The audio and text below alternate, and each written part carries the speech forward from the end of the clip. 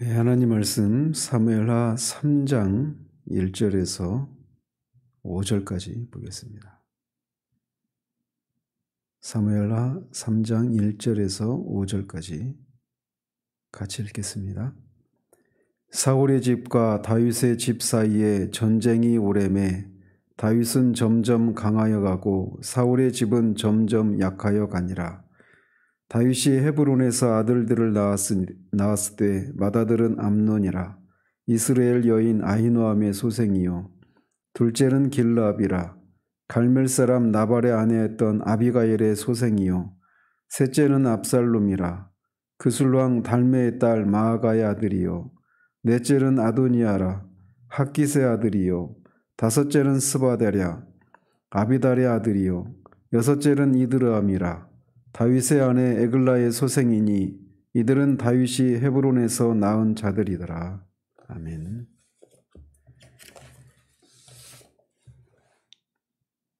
우리는 앞에 2장에서 다윗이 헤브론에서 유다 왕으로 세워진 과정과 또 사울을 이은 이 북이스라엘의 왕정이 이스보셋과 아브넬을 통해서 마하나임에 세워지는 이 상반된 두 왕가의 그 출발 과정을 살펴봤습니다.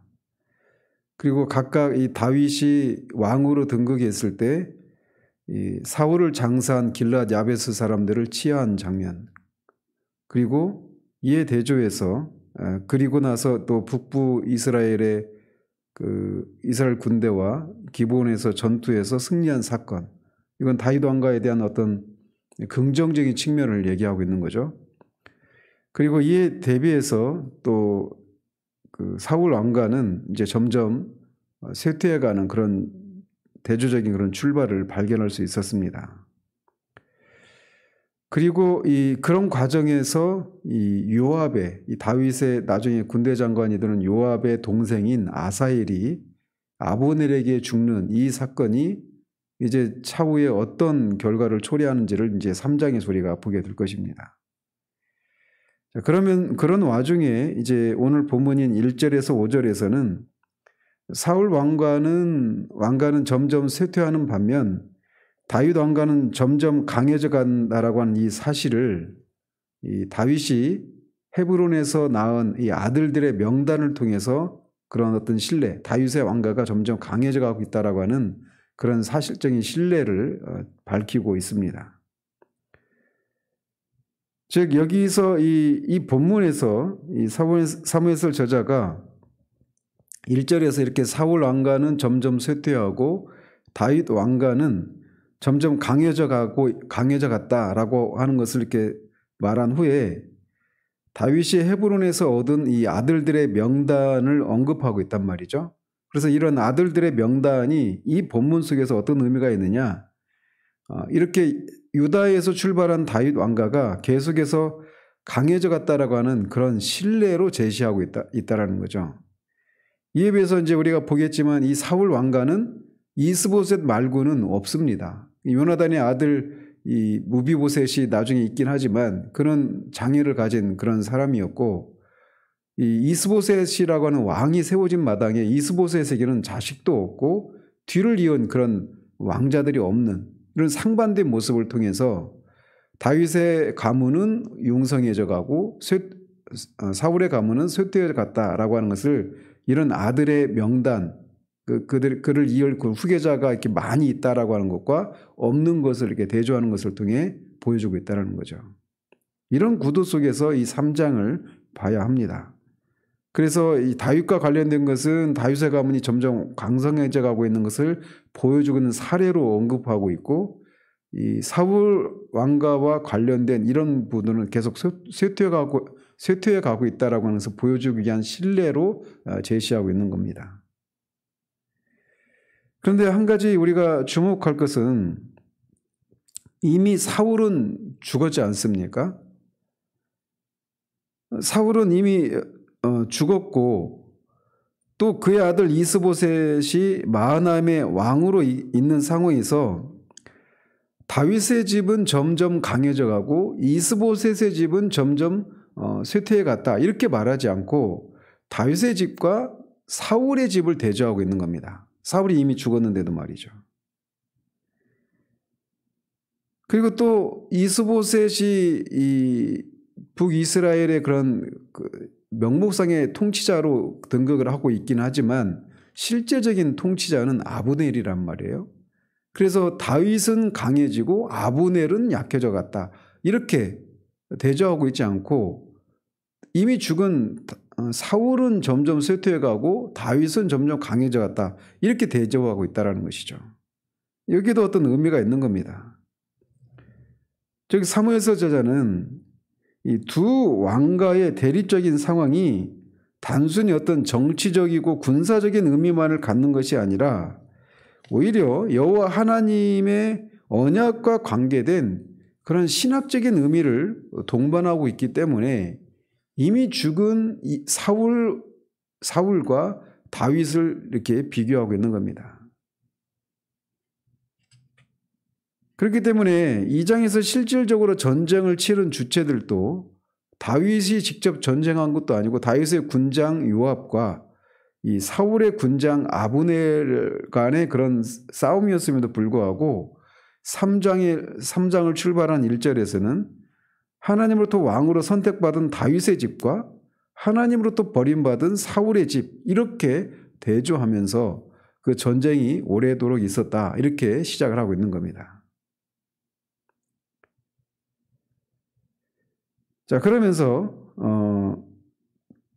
사울 왕가와 이 다윗 왕가 사이에 전쟁이 계속되었던 이 기간 동안 다윗 왕가는 자손이 번성해서 점점 강해져 간 반면 사울 왕가에는 왕 이스보셋과 군장 아브넬 사이에 분쟁이 발생하고 결국 아브넬과 이스보셋이 요압과 또 이스보셋의 부하에 의해서 각각 암살당해서 이 쇠퇴해가는 이런 과정을 대조하고 있는 겁니다.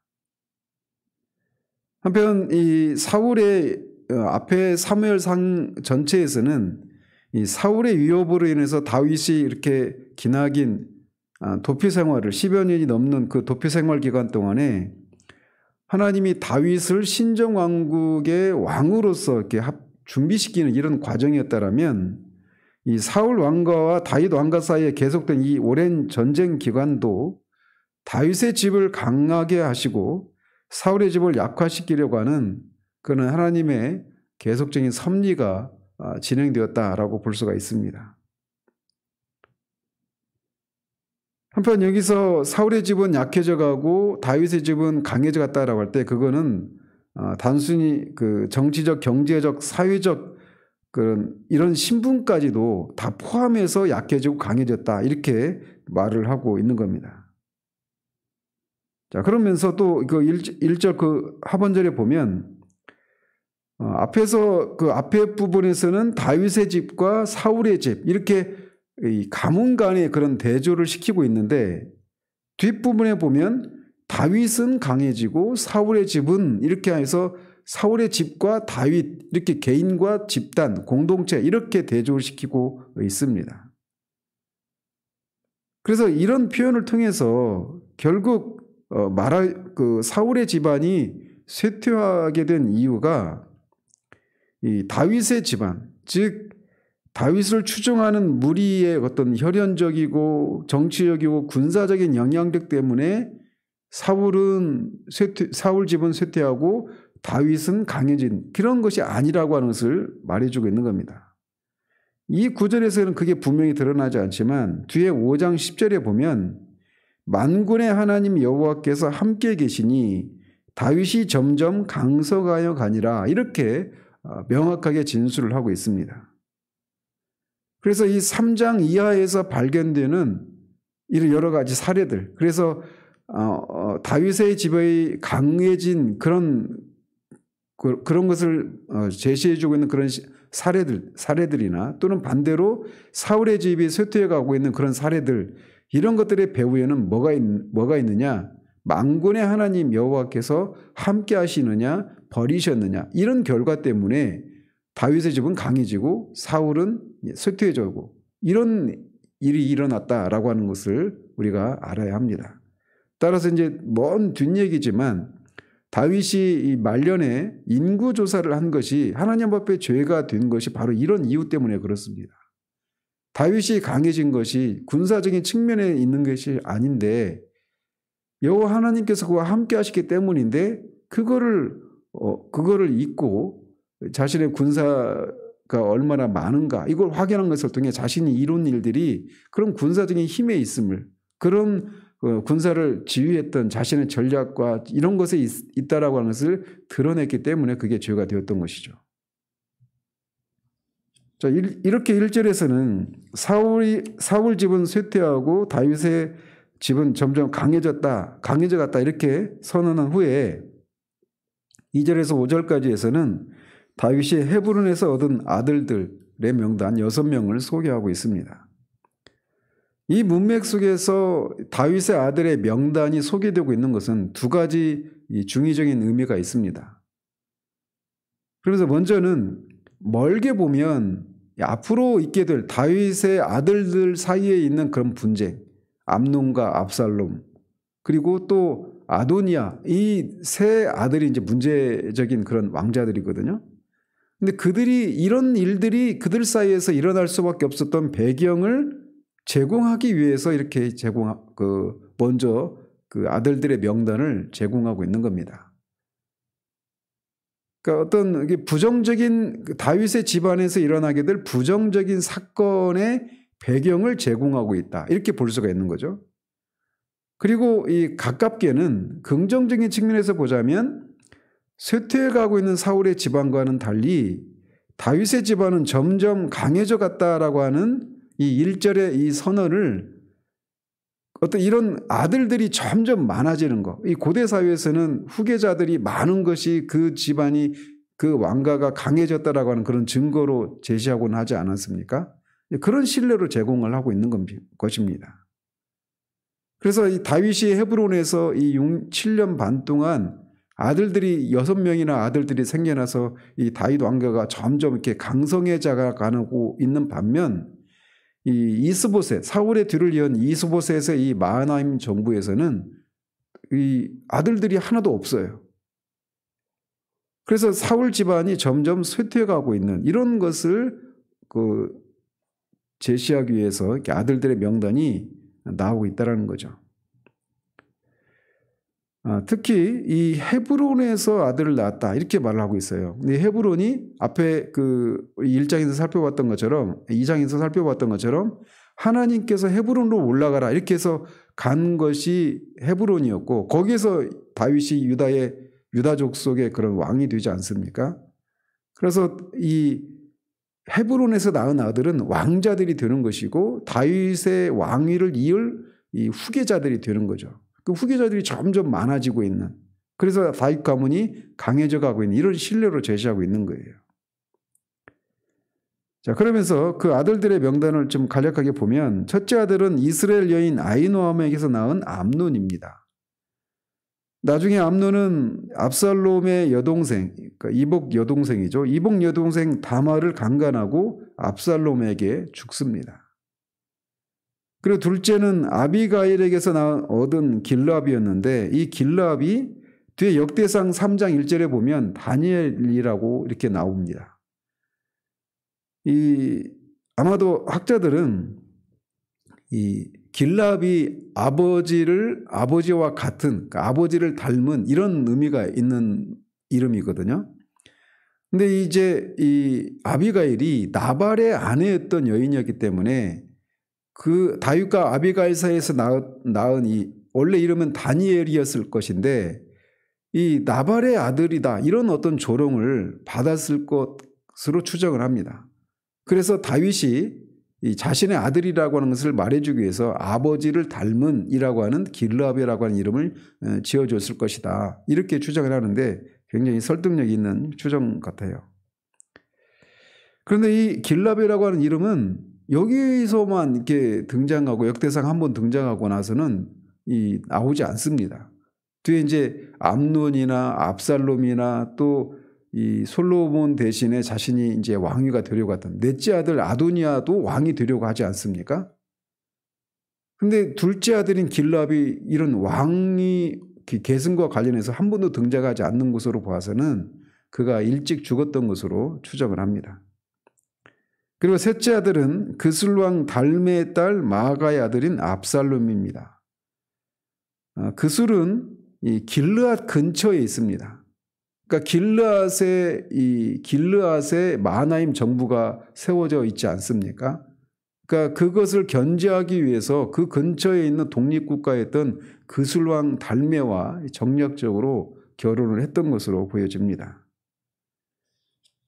한편은 압살롬이라고 하는 이름이 평화의 아들이라고 하는 뜻인데 아이러니하게도 그 이름과는 정반대로 이스라엘의 큰 반역을 일으키고 이스라엘의 큰 혼란을 초래한 그런 삶을 살다가 결국 요압의 손에 죽게 되죠.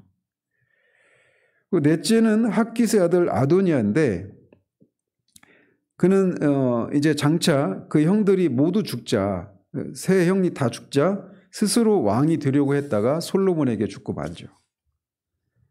그리고 다섯째와 여섯째 아들들이 각각 나오는데 여기에서만 등장하고 이들에 대해서는 성경이 알려진 바가 없습니다. 자, 이렇게 이 다윗은 강해져 가고 다윗의 집은 강해져 가고 사울은 점점 쇠퇴해 갔다. 이런 1절의 선언과 맞물려서 그리고 그런 선언이 있은 다음에 이 다윗의 명단이 등장을 한단 말이에요. 다윗의 아들의 명단이 등장한단 말이죠. 근데 말씀드린 것처럼 이 다윗의 아들들 중에 암논, 압살롬, 아도니아는 이 신정국가 이스라엘의 그 왕정 체제가 자리를 잡아가는 과정에서 도움을 주기보다는 오히려 여호와의 뜻을 무시하고 인간적인 탐욕과 정욕과 그런 음모와 다툼으로 권력을 탐하고 남용했던 그런 대표적인 인물들입니다. 그런데 그렇게 신정국가 왕정체제가 세워져 가는데 부정적인 그런 역할을 했던 이 아들들의 명단을 여기서 소개하고 있는 것은 어떤 의미가 있느냐라는 거죠. 그래서 결국 여기서 그리고 이 6명의 아들들 중에 아무도 다윗의 그 왕위를 이은 왕자가 하나도 없죠. 오히려 이제 그 유다에 들어가서 이제 이 통일왕국 이스라엘의 왕이 된 후에 그 불법적인 방법으로 얻은 바세바사에서 나온 솔로몬이 그 다윗의 왕위를 잇지 않습니까? 그렇기 때문에 여기서 언급된 6명의 아들은 신정국가 이스라엘의 그런 그 왕정 체제를 잡아가는 과정에서 부정적인 그런 역할을 감당했던 아들들이란 말이에요. 그런 면에서 이 다윗은 강하게 하시고 사울은 쇠하게 됐다라고 하는 이런 문맥 속에서 이런 아들을 소개하고 있는 게 타당한가? 이런 질문을 할 수가 있는 거예요. 오히려 이 사람들은 다윗의 가문이 강해져 가는데 역할을 한 것이라기보다는 오히려 부정적인 역할을 끼치게 될 아들들이란 말이죠. 그래서 그런 질문을 가질 수가 있는 겁니다. 그래서 이제 이거를 이제 긍정적인 측면과 부정적인 측면으로 볼 수가 있는데 제가 아침에 이런 신학적인 이런 사유가 필요한 얘기를 하는 것이 좀 부담이 되긴 하지만 언제 또 이 본문을 살필까 싶어서 말씀을 드립니다.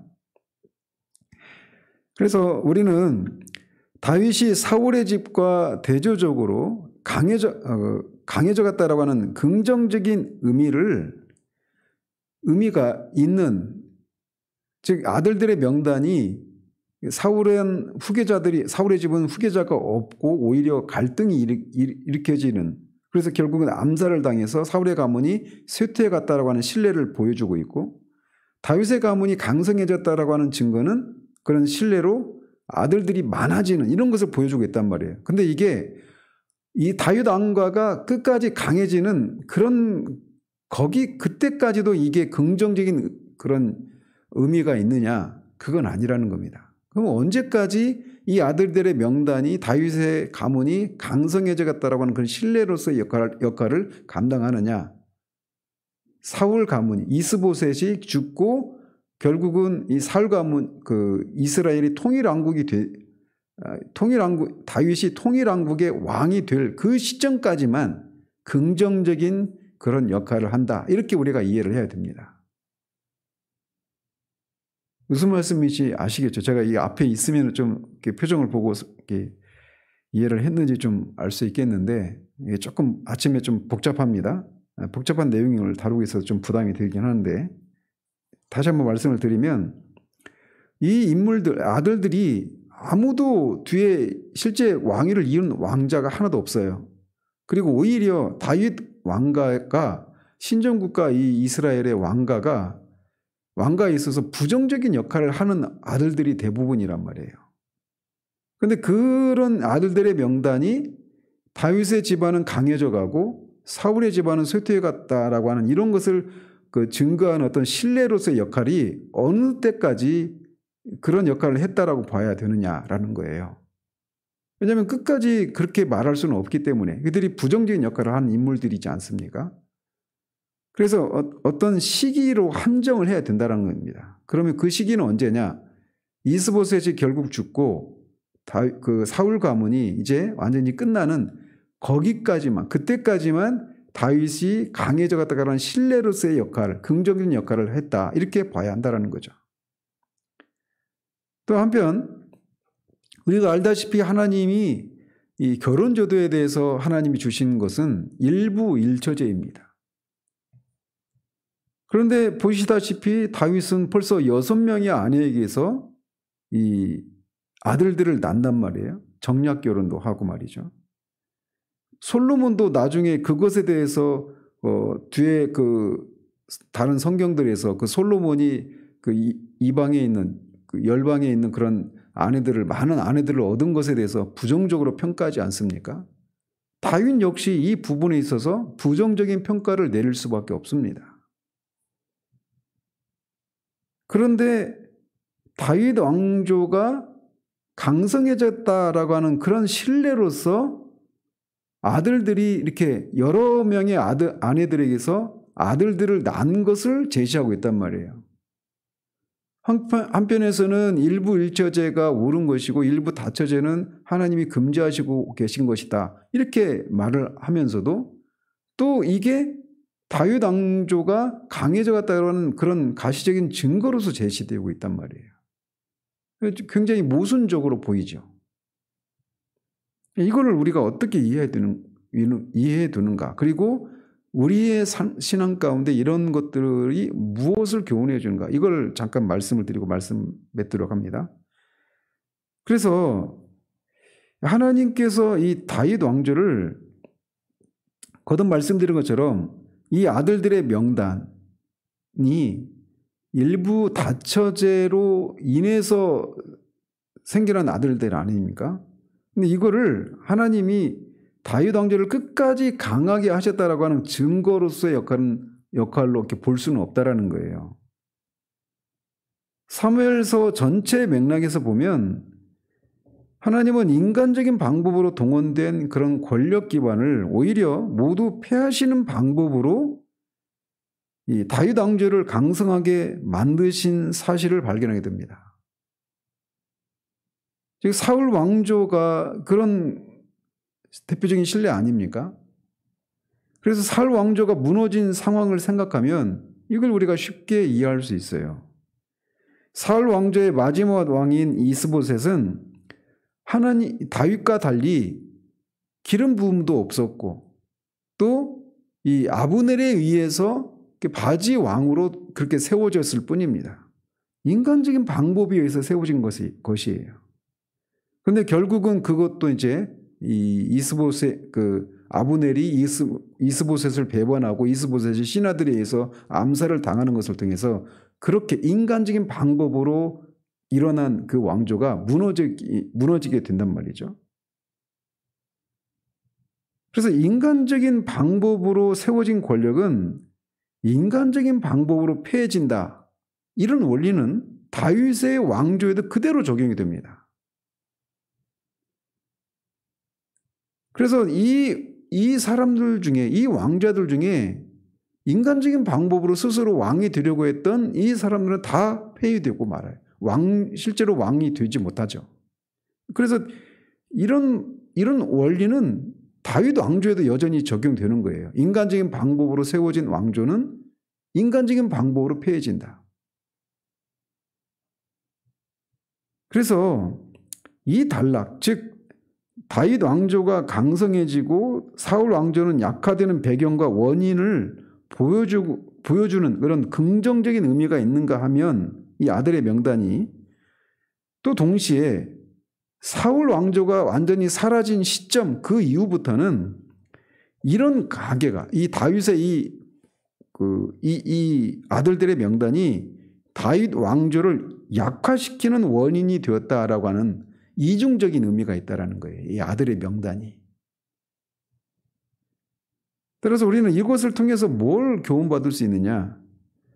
하나님의 방법이 아닌 것으로 어떤 성공을 거둔 것은 일시적으로 하나님의 허용으로 용인되지만 궁극적으로 끝까지 그게 용인되는 것은 아니다라고 하는 것을 우리가 교훈받게 되는 거예요. 그래서 사울 왕조가 무너지는 그 시점까지는 다윗 왕조가 강해졌다라고 하는 신뢰로서의 어떤 긍정적인 역할을 해요. 아들의 명단이. 그런데 그 일부 다처제에 의해서 생겨난 그런 아들들이기 때문에 사울 왕조가 무너지고 이제 다윗의 통일 왕조가 이렇게 세워진 이후에는 이게 오히려 부정적인 역할을 하는 명단이 되고 맙니다. 그래서 하나님의 일은 언제나 하나님의 방법대로 해야 된다라고 하는 것을 우리가 교훈받게 되는 거예요. 하나님의 방법이 아닌 일부 다처제를 인해서 잠시 동안은 하나님이 허용하셨지만 그게 끝까지 그것을 긍정적으로 평가하시지 않는 이런 것처럼 우리가 하나님의 어떤 일들을 위해서 일시적으로 하나님이 허용하시지 않는 그런 방법으로 했음에도 불구하고 어떤 성공이 있다고 해도 그것이 끝까지 하나님 앞에서 용인되는 것은 아니다라고 하는 것을 기억해야 됩니다. 요즘 우리 사회가 JMS나 신천지 이런 이단 때문에 골머리를 앓고 있지 않습니까? 그들이 흔히 사용하는 용어가 있어요.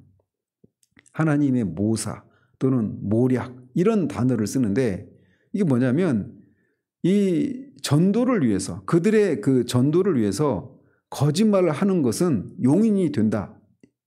이거를 하나님의 거짓말, 하나님의 모사, 하나님의 모략 이런 단어를 써서 그렇게 말한단 말이죠. 따라서 이런 신뢰를 가지고도 그들이 말하는 것이 잘못되었다라고 하는 것을 우리가 알 수가 있는 겁니다. 그래서 우리가 어떤 궁지에 몰려 있을 때 하나님의 방법이 아님에도 불구하고 우리가 그 궁지를 모면하기 위해서 어떤 시험에 들어있는 그런 상황에서 그것을 모면하기 위해서 어떤 방법을 취했어요. 그런데 그 방법이 하나님의 방법이 아닙니다. 그런데 그럼에도 불구하고 그 시험을 우리가 통과할 수 있는 그런 일이 일어났습니다. 그렇다고 해서 하나님이 그런 시험을 내가 넘길 수 있도록 내가 취한 방법을 하나님이 용인해 주셨다. 하나님이 인도하십니다. 이렇게 끝까지 생각할 수가 없다라는 겁니다. 나중에 다윗은 대가를 치릅니다. 이것에 대한 대가를. 따라서 하나님의 일은 언제나 하나님의 방법으로 해야만 한다라고 하는 이런 교훈을 우리가 여기서 돋춰낼 수 있는 거예요. 이 하루도 우리에게 주어진 삶을 하나님의 방법으로 그렇게 우리의 삶을 살아내는 그런 우리들 되기를 우리 주님 이름으로 축원드립니다. 기도하겠습니다. 하나님 아버지, 다윗이 점점 강해져 가고 사울의 집은 쇠퇴해 가고 있다라고 하는 그런 선언을 증명하기 위해서 다윗의 가문이 어떤 면에서 강해져 가게 되었는가를 보여주는 신뢰로 아들의 명단을 제공하고 있는 장면을 본문을 살폈습니다. 이 아들의 명단이 긍정적인 측면에서는 다윗의 집이 강해져 갔다라고 하는 그런 역할을 하지만 또 멀게 보면 이것이 다윗의 가문이 오히려 약해져 가고 인간적인 방법으로 세워진 것은 반드시 인간적인 방법으로 무너지게 된다고 하는 그런 부정적인 역할을 하는 이중적인 의미가 있음을 우리가 살펴보았습니다. 때로는 우리가 어떤 시험에 빠져 있을 때 그 시험을 통과하기 위해서 우리가 하나님의 방법이 아닌 것들을 취했음에도 불구하고 그것이 어떤 선한 결과를 맺을 때 그 방법마저도 하나님이 우리에게 인정하신 것처럼 생각하는 그런 우리들 되지 않기를 소원합니다. 하나님의 일을 하나님의 방법대로 순전한 방법으로 그렇게 하나님의 일들을 행해 나가는 우리들 될 수 있도록 우리를 붙들어 주시기를 원합니다. 예수 그리스도 이름으로 기도합니다. 아멘.